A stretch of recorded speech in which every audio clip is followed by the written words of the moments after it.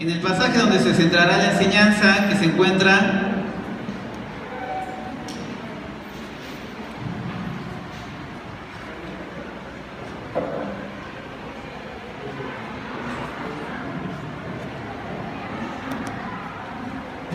mientras tanto, los jóvenes pueden salir. En la parte de atrás van a tomar su clase. Todos los jóvenes están invitados a tomar su clase en la parte de atrás.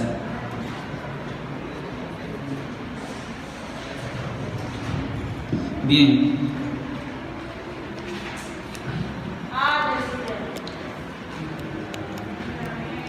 Es la primera carta a Timoteo. En el capítulo 3 vamos a dar lectura. Le invito a que vayamos a la epístola de Timoteo, primera epístola, en el capítulo 3. Vamos a dar lectura alternadamente, del 1 al 13. Cuando usted lo tenga, puede glorificar el nombre del Señor, puede bendecir el nombre de nuestro Dios. Gloria a Dios, aleluya. Bien, vamos a leerlo alternadamente, primero su servidor, posteriormente usted, y nos unimos en el último verso, que es el 13. Dice así la palabra. Primera carta de Timoteo, en el capítulo 3, verso 1. Palabra fiel. Si alguno anhela obispado, buena obra desea.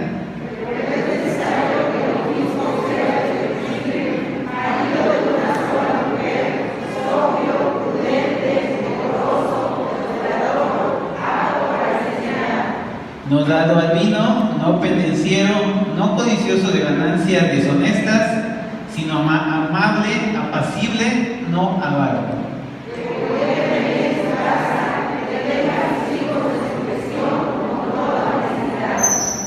Pues el que no sabe gobernar su propia casa, ¿cómo cuidará de la iglesia de Dios?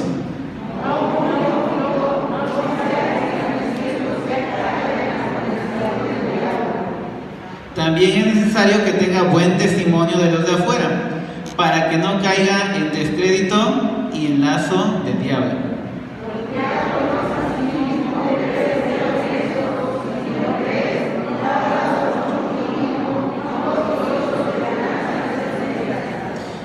Que guarden el misterio de la fe con limpia conciencia.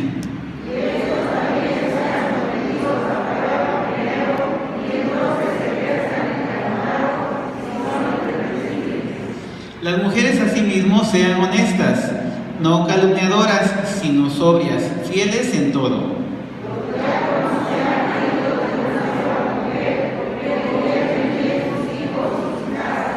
Verso 13 juntos.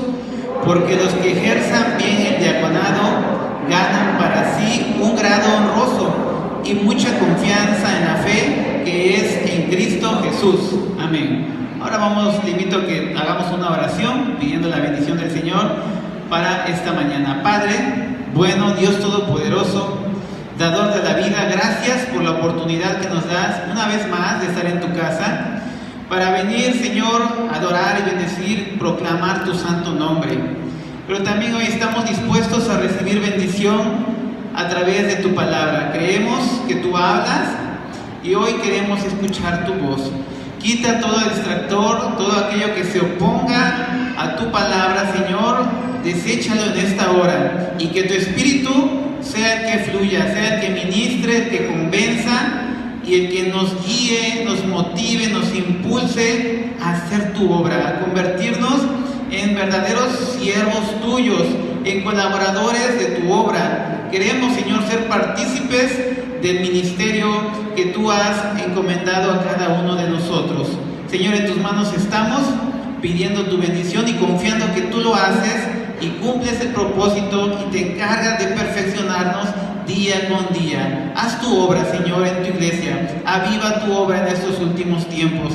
Te lo pedimos en el nombre de Jesús. Amén. Puede tomar su lugar.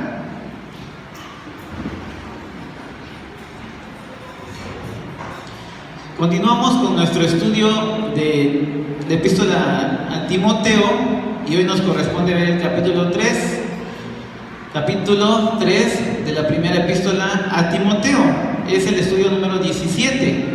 Y como usted puede verlo en la diapositiva, el título de esta mañana dice responsabilidades del ministerio. ¿Cuáles son las responsabilidades que implican todo ministerio en la obra del Señor? La base bíblica es la que acabamos de dar lectura. Y nuestro pensamiento central nos dice: el perfil de un siervo de Dios incluye valores y cualidades que trascienden a la vida espiritual.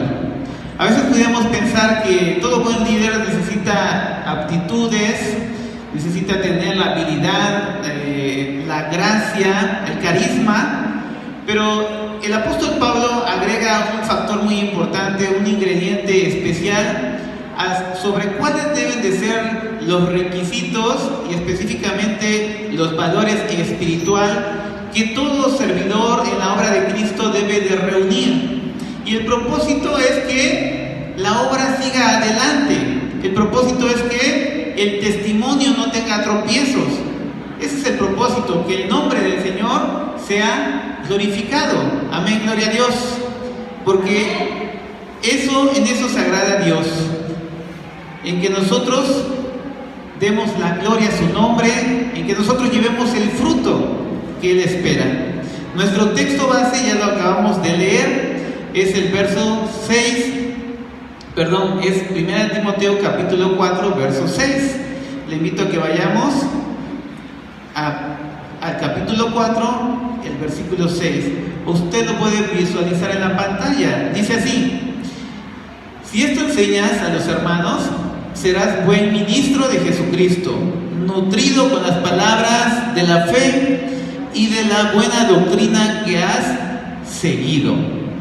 Palabras del apóstol Pablo a su hijo en la fe, Timoteo. ¿Sí? Vamos a repetirlo todos juntos. ¿Qué les parece? Vamos a repetirlo una vez unánimes. Dice así la palabra, 1 Timoteo 4:6. Si esto enseñas a los hermanos, serás buen ministro de Jesucristo, nutrido con las palabras de la fe y de la buena doctrina que has seguido.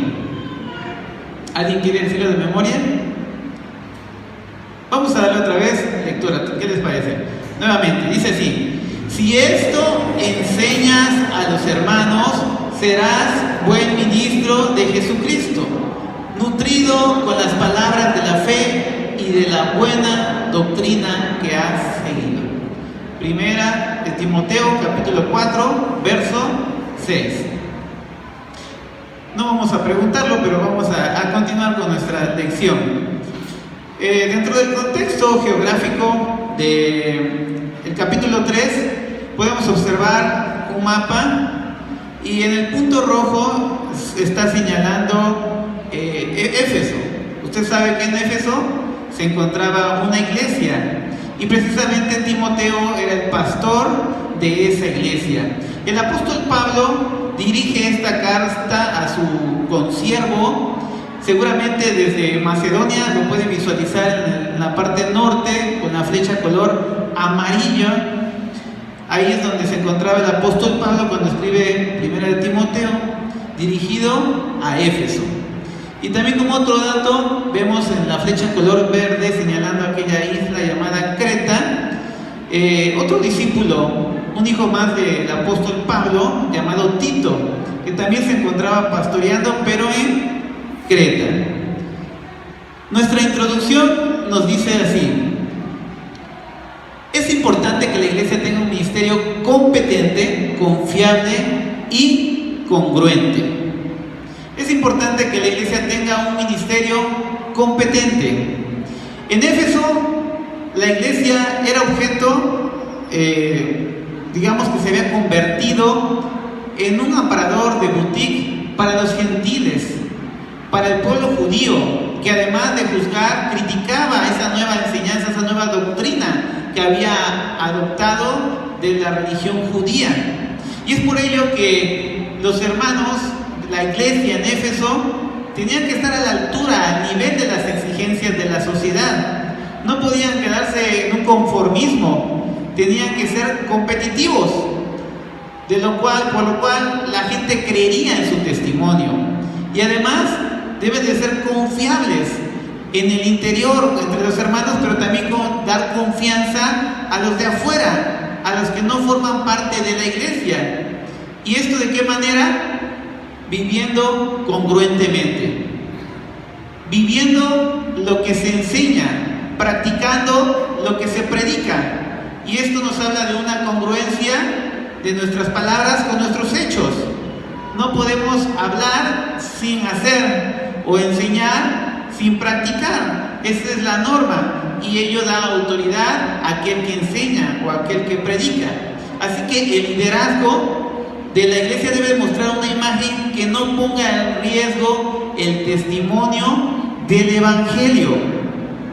De eso se trata, que no seamos piedras de tropiezo para los que pretendan venir a Cristo, que no seamos estorbos para aquellos que quieran venir del mundo desesperados con una palabra, esperando una palabra de consuelo, de ánimo, y se encuentre todo lo contrario, señalamientos, burla, que alguien los juzgue.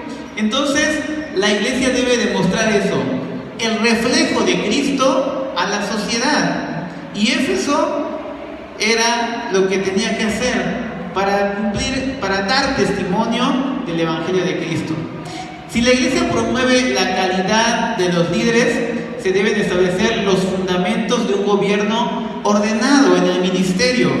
El apóstol Pablo sabe que la iglesia no va a terminar después de que él sea sacrificado.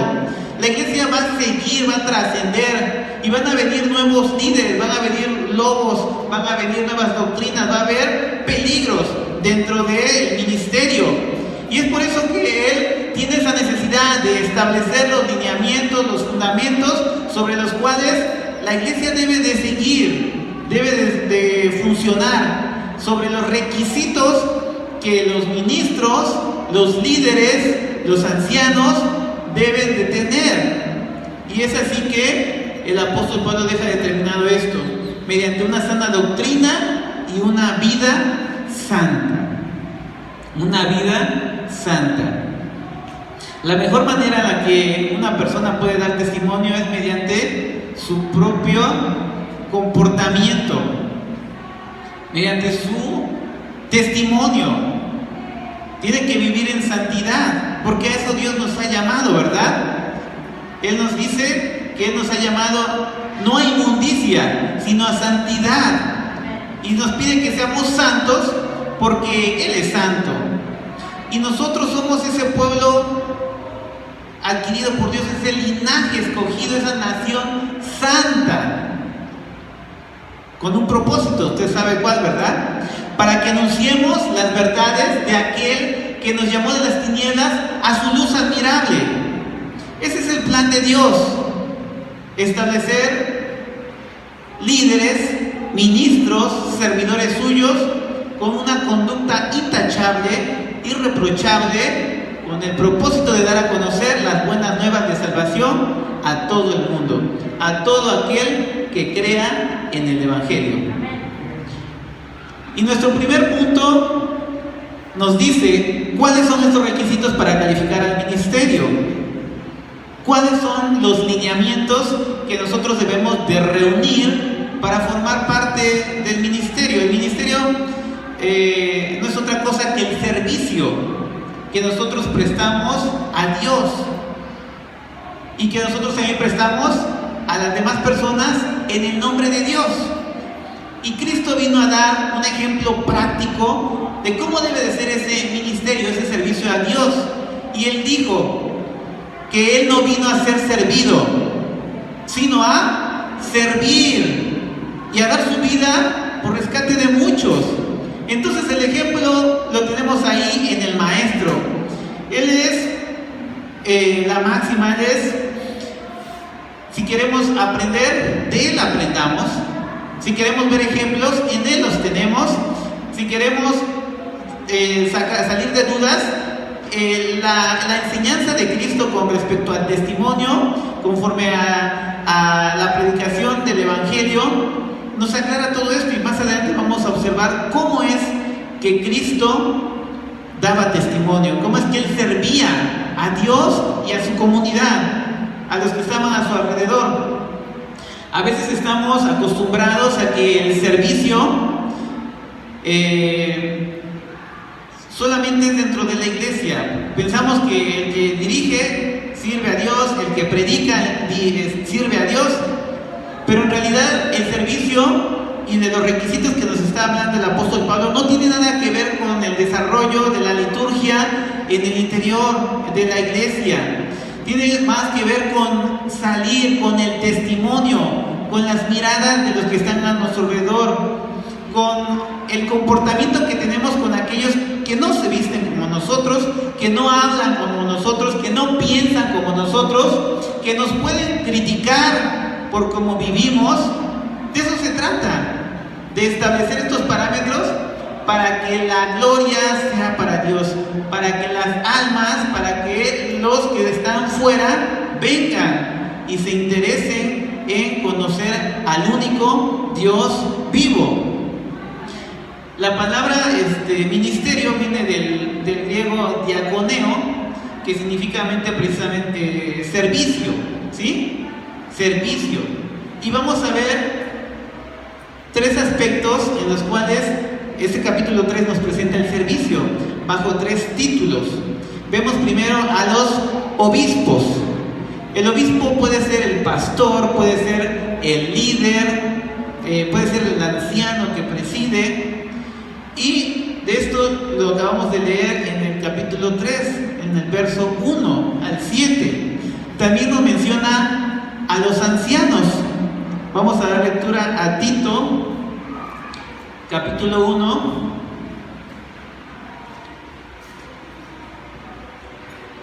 del verso 5 al 7.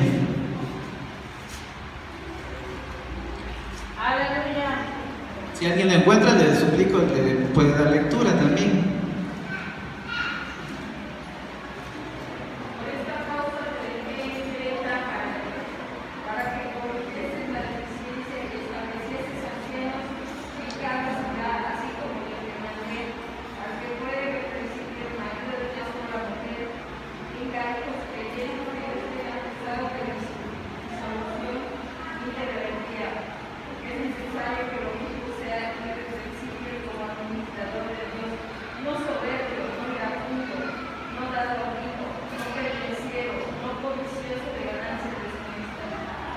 Gracias, hermana Xavier. Y aquí se menciona en el verso 5, ¿verdad? Y además menciona también a los diáconos.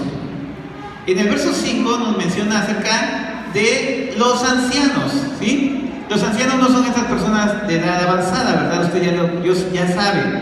Son los que liderean a la iglesia, los que ministran la palabra. Y también tenemos como tercer aspecto a los diáconos, que ese también se deriva de la palabra diaconeo, que significa uno que sirve, ¿sí? Y eso lo vamos a ver más adelante, conforme vayamos avanzando en el tema, sobre cuáles son los lineamientos para escoger a diáconos o a las diaconisas, porque la mujer no está excluida del ministerio, todo lo contrario. Usted sabe que Cristo vino a dignificar a la mujer, y el apóstol Pablo aquí recalca sobre el ministerio femenil, y vamos a ver que Dios no está peleado con las mujeres que sirven.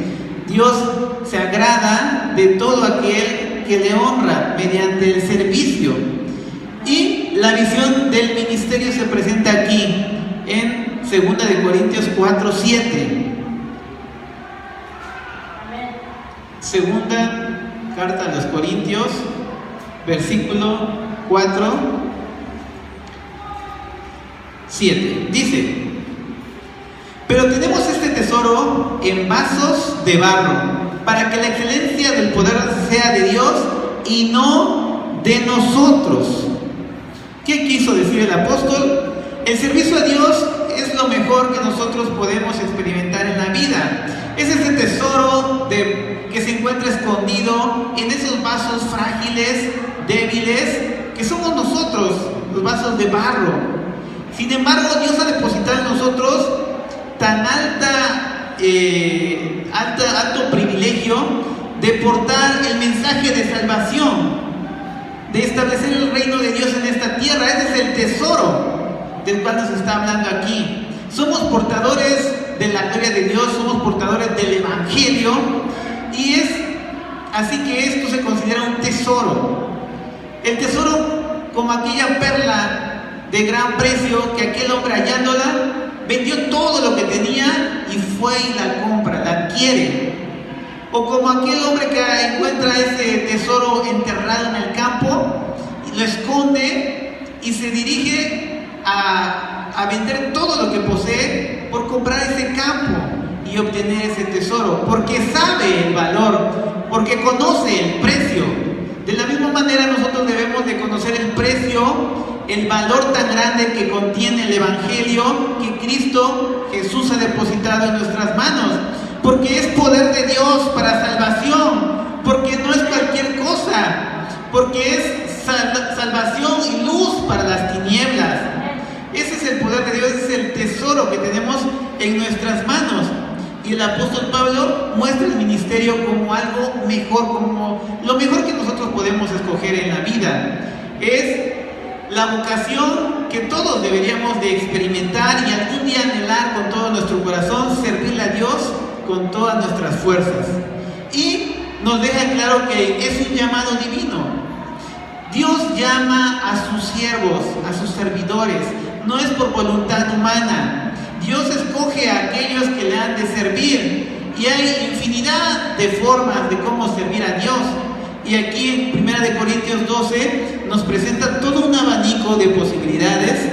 Primera carta de Corintios capítulo 12, en el verso 5, usted sabe a qué me estoy refiriendo. Primera de Corintios capítulo 12, verso 5. Dice así: y hay diversidad de ministerios, de formas en las que nosotros podemos servir a Dios, pero el Señor es el mismo. Y hay diversidad de operaciones, pero Dios, que hace todas las cosas en todos, es el mismo.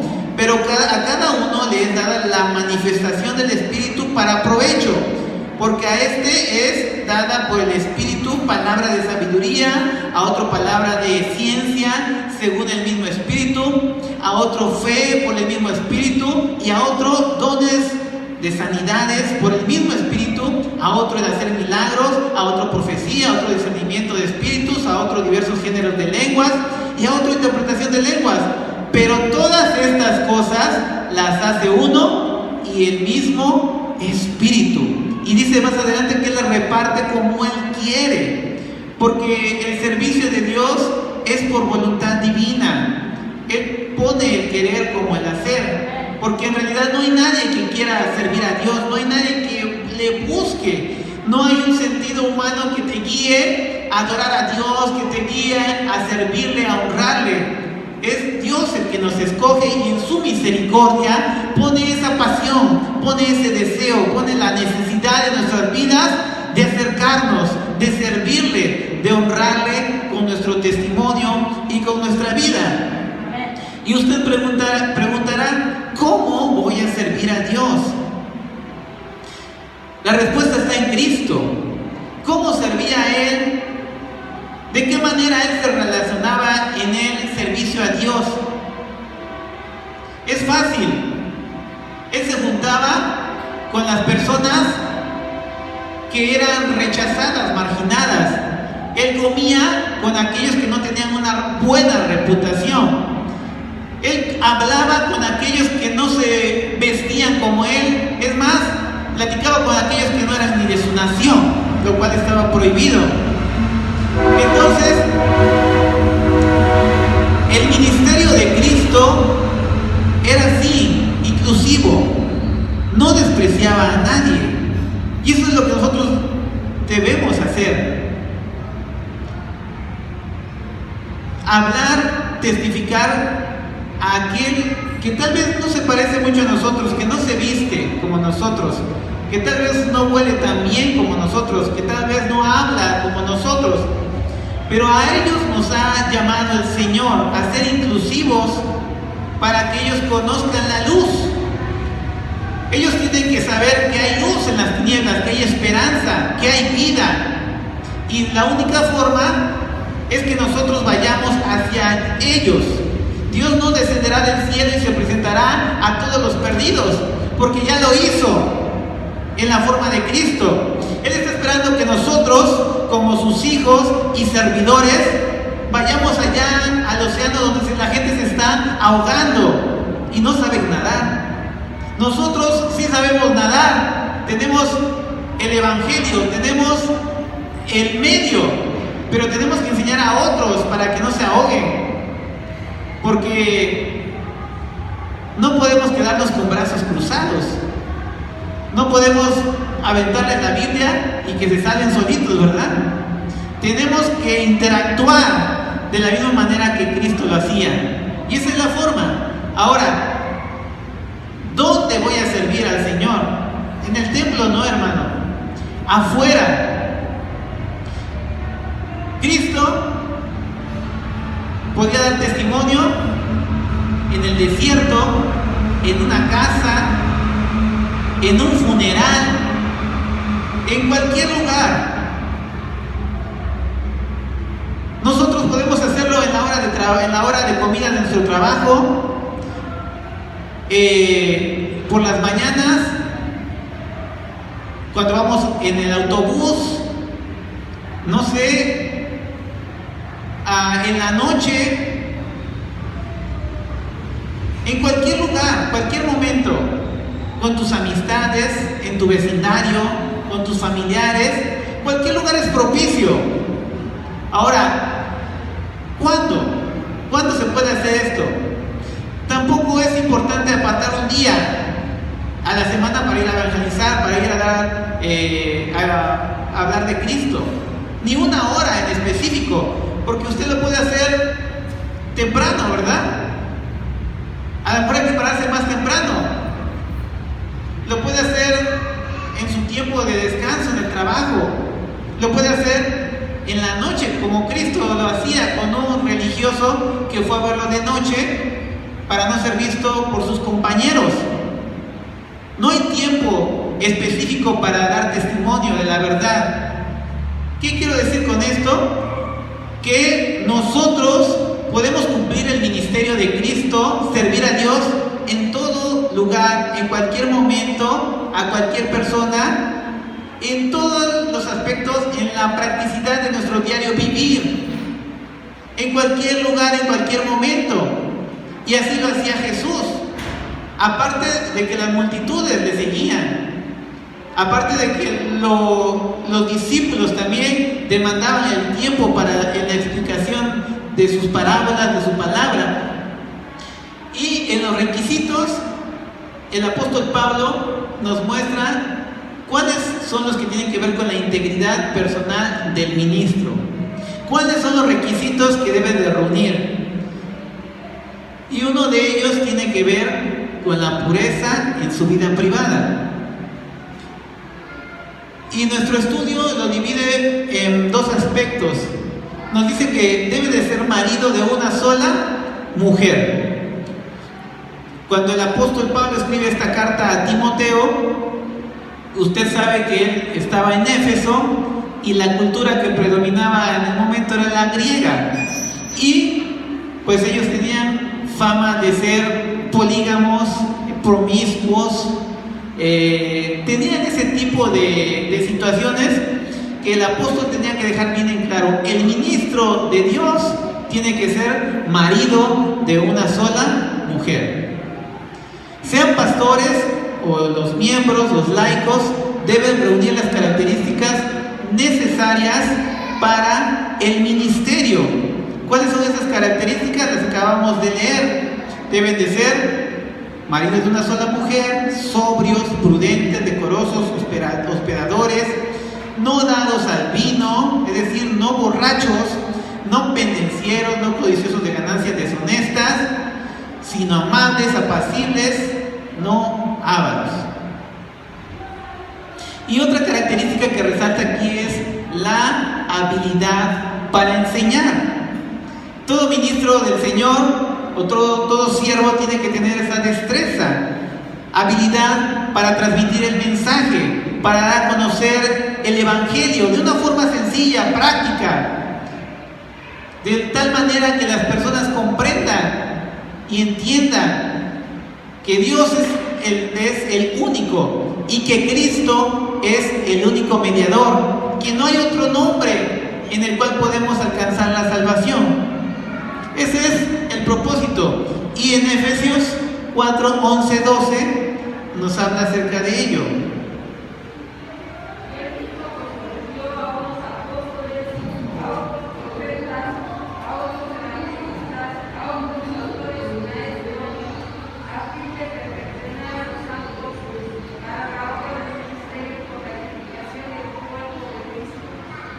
A fin de perfeccionar a los santos para la obra del ministerio de Cristo. Gracias, hermana Chávez.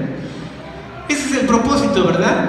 Que el ministro capacite a otros para que asimismo ellos preparen a más. Esa es la labor del discipulado, ¿verdad? Pero no se puede hacer discípulos si nosotros no somos discípulos del Señor. Si nosotros pretendemos enseñar, tenemos que vivir lo que practicamos, porque los ojos de todos estarán sobre nosotros si no decimos o nos conducimos o hablamos como deberíamos. Y es fácil marcar los errores de aquellos que están al frente. Mira, aquel. ¿Por qué? Porque deben de ser ejemplares, deben de dar buen testimonio, y el propósito es instruir a otros para que asimismo ellos capaciten a los demás. Y esta es la forma en la que el ministerio se expande, la forma en la que Cristo dejó establecido para que nosotros diéramos a conocer las buenas nuevas. Y el mejor ingrediente es vivir lo que practicamos. Cristo lo hizo de esta manera. Cuando leemos en Hechos, en el capítulo 1, verso 1, cuando Lucas le escribe a Teófilo, cuando dice en el primer tratado: oh Teófilo, te hablé acerca de las cosas que Jesús hacía. ¿Y qué más? Usted lo puede leer. Hechos 1:1.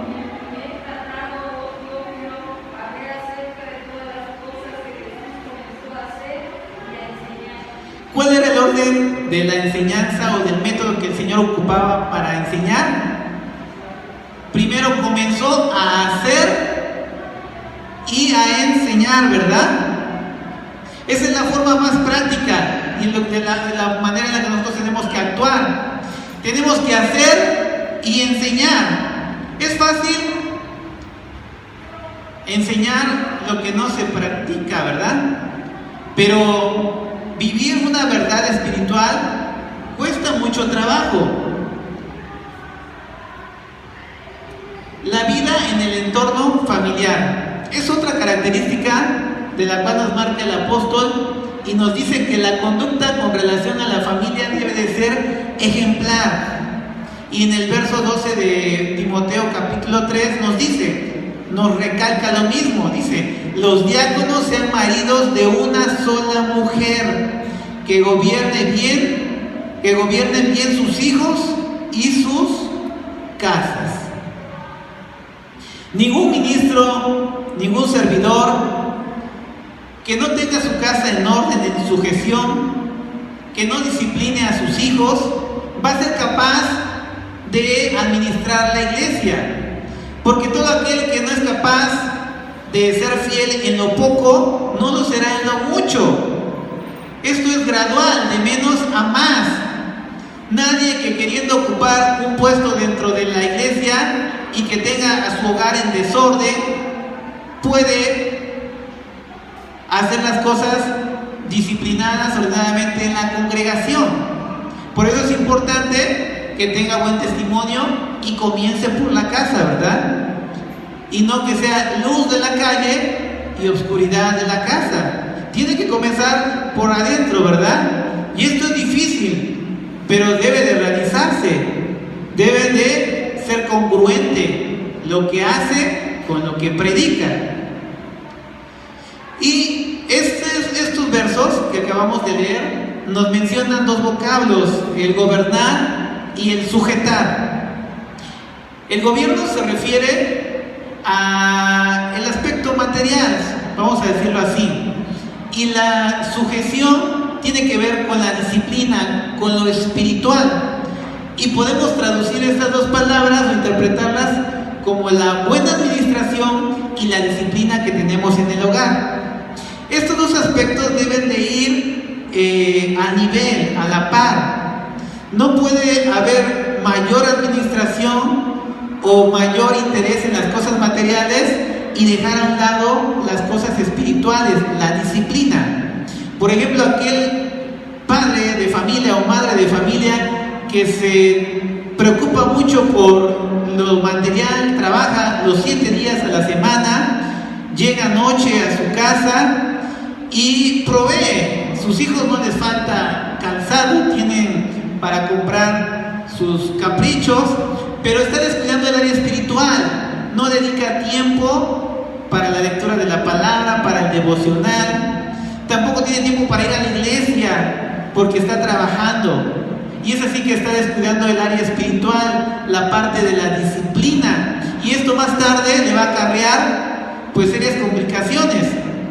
Por el otro lado tenemos al padre de familia o a la madre de familia que se interesa por el crecimiento espiritual de sus hijos y lee con ellos la palabra, asisten al templo, participa en las actividades, pero no trabaja o no le gusta trabajar tanto y por lo tanto sufre de carencias y sus hijos también.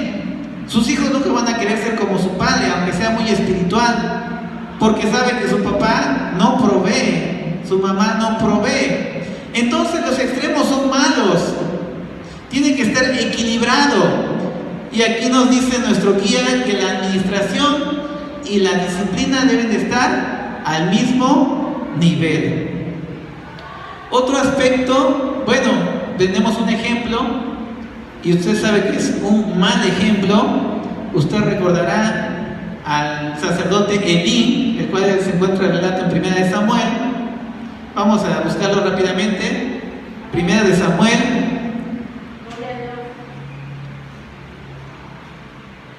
en el capítulo 2, verso 22.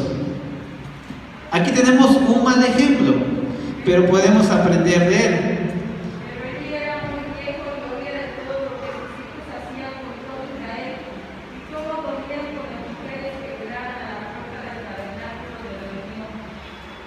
Hasta ahí, hermano. Gracias. Este hombre, ministro, sacerdote, no reprendía a sus hijos. Vea lo que dijo nuestra hermana, lo que acaba de leer. Y en los siguientes versos nos dice, fíjese cómo dice, y les dijo: nenes, ¿por qué hacen estas cosas semejantes? Porque yo oigo que todo este pueblo vuestros malos procederes. Dice: no, hijitos, porque no es buena fama la que yo oigo, pues hacéis pecar al pueblo de Jehová. Este es un mal ejemplo, ¿verdad? Una falta de disciplina. Aunque él era el ministro, el sacerdote, pero descuidó su casa, descuidó su familia. Tal vez exhortó a otros hijos del pueblo, pero no exhortó a los propios. Entonces incurrió en ese error. El ser esposo implica también ser un buen padre, un padre responsable. Aunque a veces nosotros no recibimos el ejemplo en casa, pero tenemos al Padre por excelencia, ¿verdad? El que está en los cielos. Él es nuestro Padre. Si no tuvimos un buen ejemplo en casa, miremoslo a Él. Él es el Padre por excelencia. Tenemos que educar. Usted sabe lo que dice en Deuteronomio 6:7. Rápidamente vamos a verlo. Deuteronomio 6:7 dice: y las repetirás a tus hijos y hablarás de ellas estando en tu casa y andando por el camino y al acostarte y cuando te levantes. Esa era la forma pedagógica que el pueblo utilizaba para instruir a sus hijos en la palabra, en la escritura. gran parte del éxito que tuvo la nación judía en la instrucción de la religión para sus hijos se debió precisamente a esto. Ellos influían el amor a Dios a sus hijos desde pequeña edad mediante aspectos prácticos de la vida. No solamente cuando venían a la iglesia, iban al tabernáculo, sino que ellos podían enseñar a sus hijos a amar a Dios en la naturaleza, a la hora de la comida, cuando iban de viaje, a la hora de sembrar. Cualquier momento en la vida, en cualquier circunstancia y lugar es propicio para instruir a nuestros hijos, para sembrarles el temor de Dios, para comunicarles la palabra, para amonestarlos, para recordarles.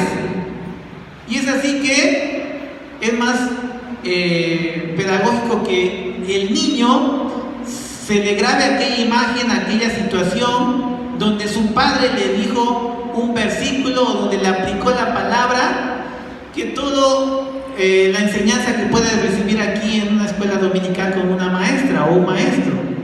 Entonces es labor de los padres instruirlos, educarlos en la palabra. Deben de ser proveedores, 2 Corintios 12:14.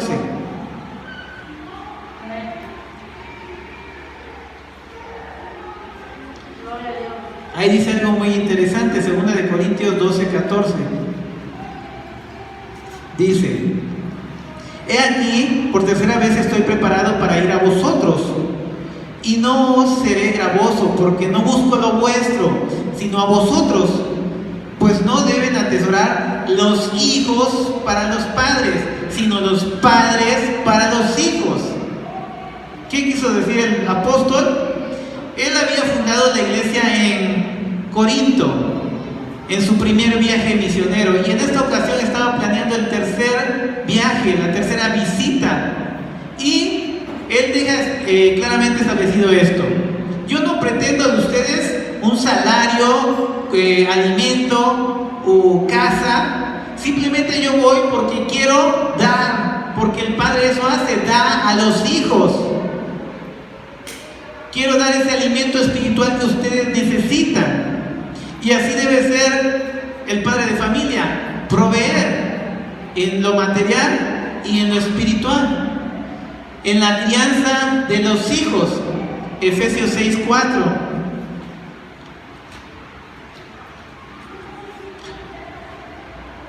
Si alguien lo tiene, le puede dar lectura.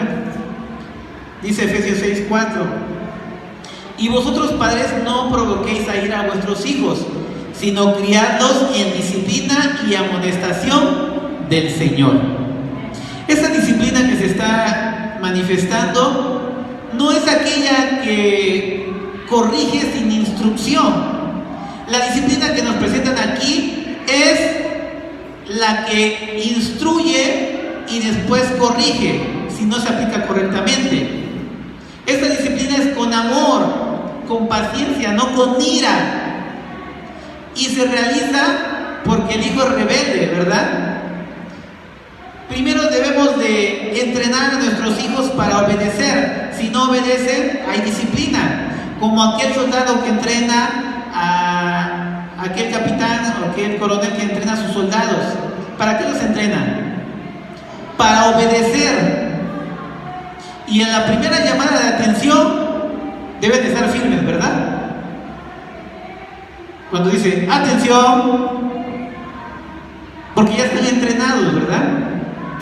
De la misma manera hay que entrenar a los hijos para obedecer. Y si no obedecen, tendrá que venir la disciplina, la corrección. Y esta debe ser con paciencia y amor. Debe haber un control. Y ya lo vimos aquí en Timoteo, en el capítulo 3, verso 4, que dice que gobierne bien su casa y que tenga a sus hijos en sujeción en toda honestidad. Eso es lo que da autoridad al siervo, al ministro, que tenga ordenado bien su casa. Si tiene en orden su casa, puede ordenar la de otra persona, ¿verdad? Puede dar un consejo. Pero si hay un revoltijo, un desorden, no creo que pueda dar un buen consejo a otro que tiene la misma situación. Entonces se empieza primero por la casa. Lo práctico de los valores morales. Y esto es esencial. A veces podemos memorizar un texto, repetirlo de memoria, memorizar un tema y exponerlo aquí en la congregación, pero cuán difícil es poner en práctica una verdad espiritual. Cuán difícil es hacer lo que se enseña. Eso es lo que cuesta mucho trabajo. Y el propósito es que el apóstol Pablo dice que se debe de promover candidatos maduros espiritualmente y capaces intelectualmente. El verso 6 del capítulo 3 de 1 de Timoteo dice, hablando de las características de un siervo, dice, no debe ser un neófito. ¿Qué es un neófito? Un recién convertido, un inexperto. Dice, no sea que que envaneciéndose caiga en la condenación del diablo. Es decir, un nuevo creyente no puede formar parte del liderazgo, no puede darle un cargo. ¿Por qué? Porque se le va a subir a la cabeza y esto va a traer orgullo en su corazón y va a ser perjudicial tanto para su vida como para los de la congregación. Entonces, aquí nos dice que la santidad y el conocimiento deben de estar unidos. La santidad y el conocimiento deben de estar unidos. Un hombre, por muy preparado que esté en conocimiento, si no tiene una vida práctica en santidad, de nada sirve. Será como el metal que retiñe, será como ese címbalo que solamente hace ruido, pero como dicen, mucho ruido y pocas nueces, porque no se le ve nada, ¿verdad? Habla bonito, pero no practica nada. Y viceversa, un hombre que vive una vida en rectitud, pero no tiene el conocimiento, no se prepara, pues también será ocasión de caer para los hermanos que escuchan. Dice aquí que un candidato inexperto y sin adiestramiento se traduce en orgullo. El verso 7 dice, también es necesario que tenga buen testimonio de los de afuera para que no caiga en descrédito y en lazo del diablo. Ese es el siguiente punto. El buen testimonio. Todo ministro o servidor debe de tener buen testimonio, debe de guardarlo. Es más, si tiene buen testimonio no tiene necesidad de guardarlo, ¿verdad? Pero aquel que anda con un testimonio que no es correcto, pues sí tendrá cuidado de cuidarse, que no lo cachen en la movida, ¿verdad? Y eso lo acabamos de ver en el verso 7. Cristo manifestó preocupación por su testimonio y le dijo a sus discípulos, ¿quién dicen los hombres que soy? Y unos dijeron, pues uno dice que eres Elías, otro que Juan el Bautista, otro que Jeremías o alguno de los profetas. Y usted sabe quién dio la respuesta atinada. Pedro dijo, tú eres el Cristo, el Hijo del Dios viviente. Eso es lo que le preocupaba al maestro, que la gente tuviera el testimonio correcto de su ministerio, que ellos supieran que Él es el Hijo del Dios viviente. Algunos hombres, ministros, servidores, pues a veces caen en ese error sobre decir, pues a mí no me importa lo que diga la gente, pues no me importa que me digan loco, pero en realidad Cristo nos está manifestando que sí, tenemos que tener en estima la apreciación de las demás personas. No podemos pasar por alto ese testimonio, esa reputación, ese prestigio. El testimonio no es otra cosa que la reputación, el prestigio que una persona puede ganar por sus actos en un lapso de tiempo. Y es muy fácil dañar el testimonio, hermano. Toda una vida de consagración, de ministerio, de servicio, se puede arruinar con un solo acto, con una sola acción, y para levantarse cuesta mucho, ¿verdad? Entonces es importante, como dice aquí, que la reputación del líder en la comunidad debe preocuparle y ocuparle, no pasarlo por alto. De lo contrario, corre el riesgo de caer en el orgullo y sus consecuencias. El orgullo y sus consecuencias. Y esto es en lo que cayó precisamente Satanás, en el orgullo, ¿verdad? Y eso es el peligro que todo servidor del Señor puede tener. Como segundo punto, nos mencionan los requisitos para el diaconado. Nos vamos a ir un poquito rápido. Y nos dice que hay un compromiso con la vida transparente, una vida íntegra. Lo que acabamos de ver en el punto 1 son los lineamientos o requisitos para el obispado, que pueden ser pastores, líderes de la iglesia, ancianos, pero aquí hace una división específica con relación a los diáconos. ¿Usted recuerda la elección de los primeros 7 diáconos? En el libro de Hechos, ¿cuáles fueron los requisitos esenciales para que ellos formaran parte del diaconado? Son 3 básicamente. Tenían que ser de buen testimonio, llenos del Espíritu Santo y además de sabiduría. Esos eran básicamente los lineamientos. Y el apóstol Pablo, vuelve a retomarlos y nos dice que los diáconos deben también de funcionar unidos a los pastores. Son sus colaboradores más cercanos, y eso lo dice en Filipenses 1:1, no lo vamos a leer, y ahí nos menciona cómo en las salutaciones hacia la iglesia, pero también se dirige a los pastores y a los diáconos, como parte del cuerpo ministerial que servían en la iglesia de Filipos, en este caso. Los diáconos deben de tener carácter de acuerdo a lo que nos dice en Hechos 6:3. Es lo que les acabo de mencionar. Deben de tener buen testimonio, llenos del Espíritu y sabiduría. Esos son los 3 aspectos generales. Deben de ser irreprochables. En otra palabra, irreprensibles. Como dice Tesalonicenses, todo vuestro ser espiritual y cuerpo sea guardado irreprensible. ¿Para qué? Para la venida de nuestro Señor Jesucristo.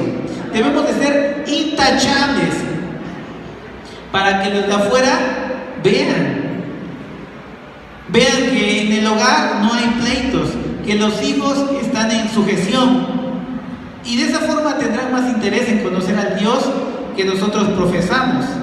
De esa forma se manifestarán más interesados en nuestro estilo de vida, porque verán algo distinto, verán nuestro comportamiento templado, honesto, sobrio. La templadez tiene que ver con la sobriedad en el carácter, ¿sí? ¿Cómo es una persona templada? No se exaspera rápidamente, controla sus emociones, es disciplinado en ese sentido, es sobrio, también tiene que ver con la templanza, tiene una limpia conciencia con el Evangelio. ¿Qué quiere decir esto? Que lo que predica, eso vive, que lo que enseña, eso practica, y esto le va a ayudar para guardar la fe. Guardar la fe no es depositarla en un lugar cerrado con llave, ¿verdad? Guardar la fe es poner en práctica los principios bíblicos, es poner por obra lo que nosotros conocemos y que nos han enseñado. Y también nos muestran unas recomendaciones para las diaconisas, para el ministerio de las mujeres. Y es así que nosotros vemos cómo hay mujeres que también eran servidoras, eran diaconisas. Y vemos el ejemplo de Febe, una colaboradora, que se les dice diaconisa, y esto también se traduce en otras versiones como sierva o colaboradora. Y esta mujer era muy allegada al apóstol Pablo, ¿sí? Era una de las mujeres que sostenía el ministerio del siervo. También nos habla acerca de Priscila, la esposa del hermano Aquila. Ellos eran de Roma y fueron expulsados, ¿verdad?, por el emperador. Pero ellos también eran misioneros, eran servidores. servían en la iglesia de Éfeso, apoyaban también. Tenemos a Evodia y a Síntique. Ellas estaban, aunque en el relato que menciona ahí tenían algún tipo de disgusto, pero eran colaboradoras con el ministerio del apóstol Pablo. Y es así que vemos que el ministerio de la mujer no está excluido de la palabra, todo lo contrario, el ministerio femenil forma parte de la acción divina. Y eso está desde el Antiguo Testamento. Véanlo en Salmos capítulo 68 verso 11, donde nos dice así, Salmos 68 verso 11, dice: el Señor daba palabra, había grande multitud de las que llevaban buenas nuevas. En otra versión dice: el Señor daba el mensaje y muchas mujeres lo anunciaban. Es más explícito. ¿Qué quiere decir esto? Que el Señor tiene contempladas a las mujeres en el ministerio. Y se mencionan también las aptitudes que toda mujer debe de reunir para formar parte del liderazgo, si así lo quiere hacer. Lo que acabamos de leer aquí en el verso número 11 de 1 Timoteo capítulo 13, donde dice: las mujeres asimismo sean honestas, no calumniadoras, sino sobrias, fieles en todo. Se refiere no tanto al ministerio de la mujer dentro de la iglesia como diácona, sino más bien a las esposas de los diáconos. Pero vea cómo está contemplada aquí también las actitudes señaladas para el diaconado y que son válidas para cualquier servicio de la mujer, y son las que acabamos de dar lectura. Y se establece además las condiciones deben de ser equitativas, en igualdad y en oportunidades para el ministerio femenil. El apóstol Pablo dice que en Cristo el hombre no es sin la mujer y la mujer no puede ser sin el hombre. ¿Qué quiere decir esto? Que tanto el hombre y la mujer se complementan en el ministerio, no pueden estar separados, y es por eso que da las recomendaciones específicas para las mujeres dentro del servicio.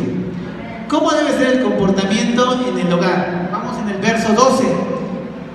Dice: los diáconos sean maridos de una sola mujer, que gobierne bien sus hijos y sus casas.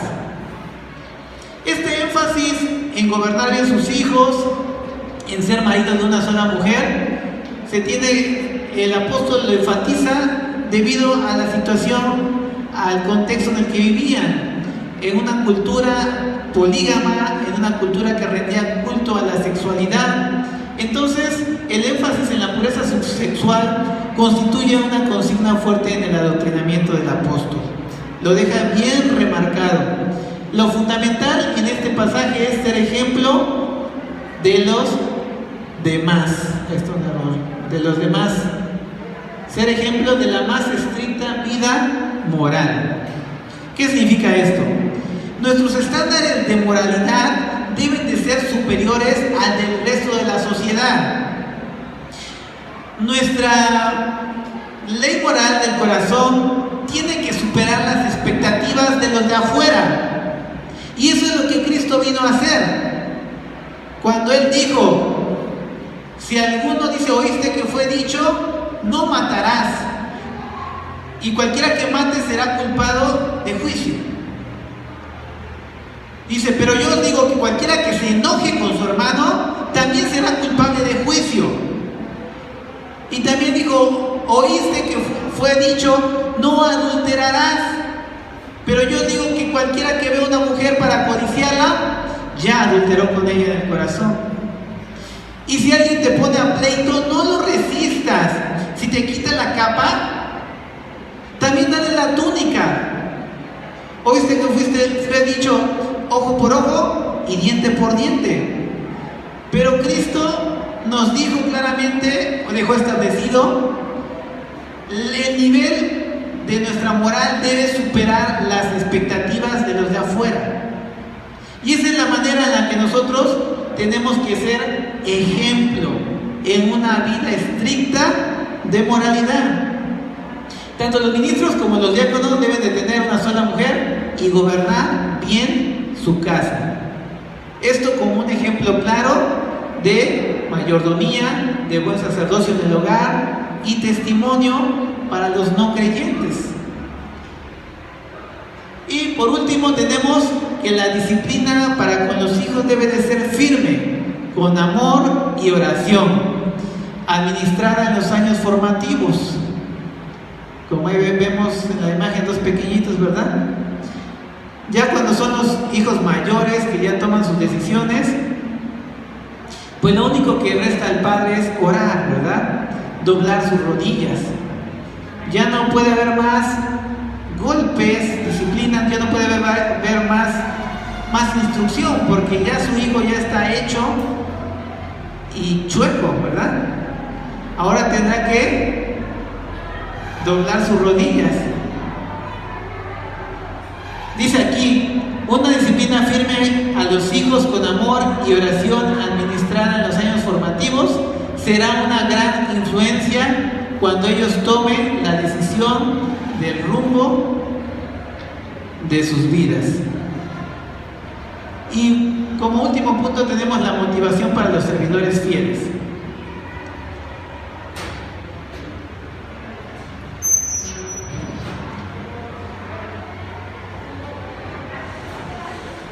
Hay ciertos méritos que nosotros debemos de reunir para el servicio o que se reconocen. Debemos de ejercer bien. Cualquiera que sea nuestro oficio, nuestra profesión, si lo ejercemos bien, da resultados, ¿verdad? Si somos balconeros, panaderos, si somos doctores, abogados, si se ejerce nuestro oficio o profesión de forma correcta, trae buenos resultados. Pero si lo hacemos de forma mediocre, pues también traerá malos resultados.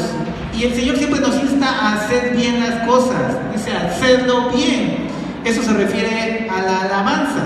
Pero también lo podemos aplicar a la forma en la que nosotros podemos servir a Dios. La vida moral y piadosa concede al candidato una buena opinión pública y bendición para la iglesia. Si el siervo de Cristo, el ministro, el servidor tiene buena conducta, hace bien las cosas, tendrá una opinión pública correcta. Y podemos observar esto cuando hay un funeral, ¿verdad? Siempre se dice que era buena persona, que era trabajador, todas las cualidades que nunca le dijeron en vida. Pero cuando una persona está en vida, pocas veces le podemos oye que dicen es buena persona, es buen hombre, es buena mujer, como lo dijeron de Bernabé en Hechos 11:24, se expresa como un buen hombre. Y es así que el buen prestigio vale más que cualquier cosa, que todo el dinero del mundo. Y el rey Salomón lo dejó claramente establecido en Proverbios 22:1. Ahí dice claramente que es de mayor estima la buena reputación que el oro o que la plata. Es mejor la fama que la riqueza. ¿Y por qué? Porque el buen testimonio o el prestigio que nosotros podemos tener dentro y fuera de la iglesia traerá resultados. Y finalmente nosotros vemos que también hay incentivos para aquellos que pretendamos servir dentro de la iglesia. El obrero fiel siempre estará esperando aquel día glorioso, en el cual el príncipe de los pastores venga y reconozca su labor. El siervo fiel espera ese premio, ese galardón, esa corona de justicia, el cual va a dar el Señor fiel y justo a todo aquel según sea su obra. El siervo fiel espera todo esto con ansiedad. Tal vez usted pueda decir, pues es que yo no tengo la oportunidad de servir, o no formo parte del liderazgo, o no me han tomado en cuenta. Pero el propósito de la enseñanza de esta mañana es motivarnos, incentivarnos y guiarnos hacia el servicio. El ministerio de eso se trata, el servir a un Dios vivo, a un Dios de poder, y prestar ese servicio a la comunidad, a nuestro alrededor, en nombre de ese Dios todopoderoso. Y el ejemplo lo tenemos en Cristo. Él vino a servir y no a ser servido. Y esa es la invitación que nosotros tenemos, a convertirnos en siervos y siervas para la gloria y honra del Señor. Dice aquí la última frase: el servir es hallar el sentido de la vida en su más alto grado. Si servimos al Señor, estaremos plenos, seremos felices, hay recompensas, hay vida, hay plenitud, hay gozo, hay bienestar. Cuando nos preocupamos por las necesidades de otros, no sé qué pasa, pero las necesidades propias se disminuyen o se resuelven de otra manera.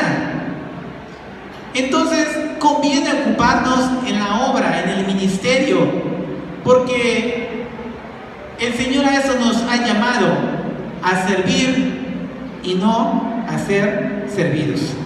Vamos a dar gracias a Dios por esta palabra. Que el Señor produzca en nuestros corazones ese anhelo de cumplir su propósito y de convertirnos en verdaderos siervos fieles, porque aquel día, cuando lleguemos delante de su presencia, Él nos podrá exclamar: bien, buen siervo fiel, en lo poco fuiste fiel, pero yo te voy a poner en lo mucho. Y esa es la recompensa que nosotros esperamos, hermano. Padre, te bendecimos y te alabamos y gracias te damos por tu palabra.